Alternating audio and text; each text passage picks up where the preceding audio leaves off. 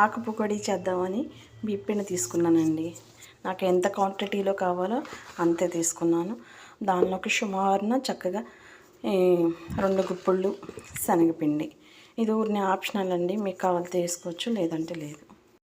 Only బియ్యపిండితో అయినా చేయొచ్చండి, చాలా బాగుంటాయి.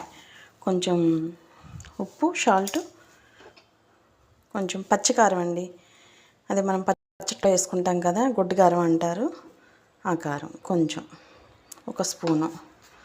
తర్వాత నువ్వులండి, తెల్ల నువ్వులు, నెయ్యి, మనకి ఎంత కావాలో అంత నెయ్యి.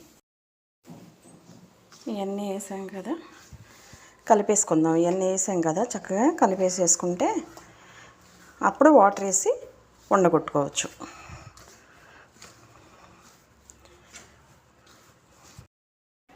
ఇప్పుడు గోరువెచ్చగా ఉన్న నీళ్ళతో కలుపుకుందాం.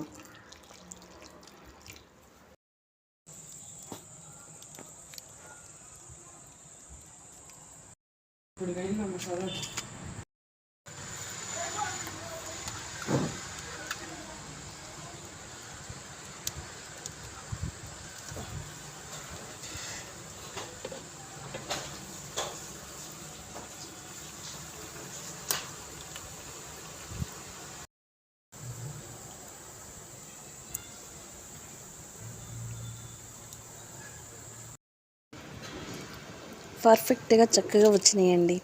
చూసారా, ఆ పిండికి ఇంత వచ్చినాయి, చక్కగా ఉన్నాయో చూసారా.